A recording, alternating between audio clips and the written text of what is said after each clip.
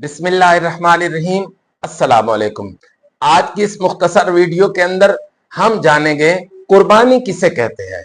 आपने एक बकरा ज़िबा किया, बकरा तो सारा साल ज़िबा करते हैं हम, फिर उसे कुर्बानी क्यों नहीं कहते हैं?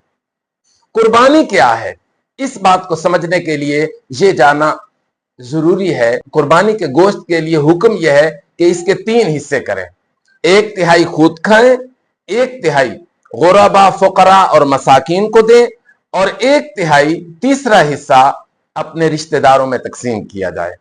फिर गुंजाइश दी गई कि अगर फैमिली बड़ी है, अफराद खाना ज्यादा हैं, 2 हिस्से खुद रख सकते हैं और तीसरा हिस्सा रिश्तेदारों में तकसीम किया जाए। फुकरा और मसाकीन वाला जो तीसरा हिस्सा है वो पलट कर दोबारा आपके पास वापस आ गया।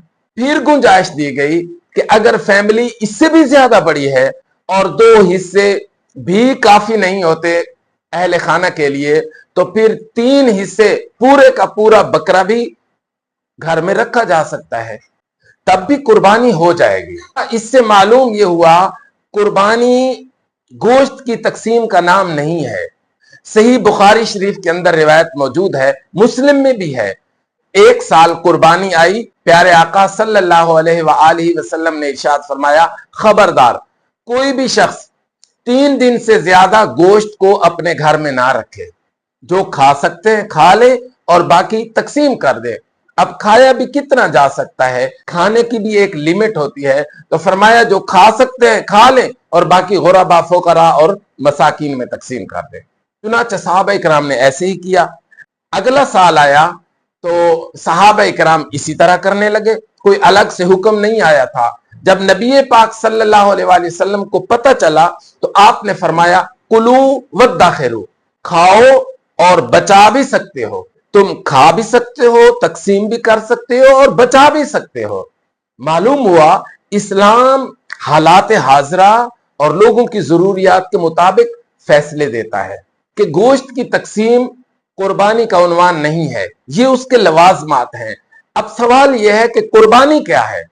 इस बात को समझने के लिए कुरान मजीद की एक आयत है, सूरह हज आयत नंबर 37। अल्लाह पाक ने इरशाद फरमाया, लन यनालल्लाह लुहूमुहा वला दिमाउहा वलाकिन यनालुहु तक़वा मिनकुम। अल्लाह के पास तुम्हारा गोश्त नहीं पहुंचता, वला दिमाउहा, और जानवर का खून नहीं पहुंचता, न लहम पहुंचता है और न दम पहुंचता है। लहम यानी गोश्त लोग खा लेते हैं, उनके पेटों में चला जाता है, और जो दम है, खून, वो जमीन पे बह जाता है। अल्लाह के यहां क्या पहुंचता है? फरमाया, वलाकिन यनालुहु तक़वा मिनकुम, अल्लाह के यहां तुम्हारा तकवा, दिल की कैफियत और वो नीयत जिस जज्बे के साथ, शौक के साथ तुमने उस जानवर को ज़िबा किया है, वो लिल्लाहियत, वो रज़ा इलाही अल्लाह के यहां पहुंचती है। इसी नीयत ने उस बकरे के ज़िबा को कुर्बानी बना दिया, जबकि दूसरे बकरे जो सारा साल ज़िबा होते हैं वो कुर्बानी नहीं बन सकते। एक कसाब जो पैसों से बकरा ले आता है, उसे ज़िबा करता है और कहता है, मौला तेरी रजा के लिए मैं ज़िबा कर रहा हूं, तो वो कुर्बानी बन जाता है। कुर्बानी तकवा का नाम है और वो तकवा, नीयत, लिल्लाहियत, रजा इलाही नजर नहीं आती। गोश्त नजर आ रहा है, खून भी नजर आता है, जानवर भी नजर आता है, लेकिन नीयत नजर नहीं आती। उसी नीयत का नाम तकवा है। ये तकवा कितनी जल्दी अल्लाह की बारगाह में पहुंचता है। हदीस मुबारक है, जब छुरी चलाते हो, जानवर को ज़िबा करते हो, तो पहला कतरा जमीन पर गिरने से पहले अल्लाह तबारक व तआला उसको कबूल फरमा लेता है। पहला कतरा जमीन पर गिरने से पहले वो तुम्हारी नीयत, तुम्हारा तकवा और तुम्हारी रजा इलाही अल्लाह तक पहुंच जाती है।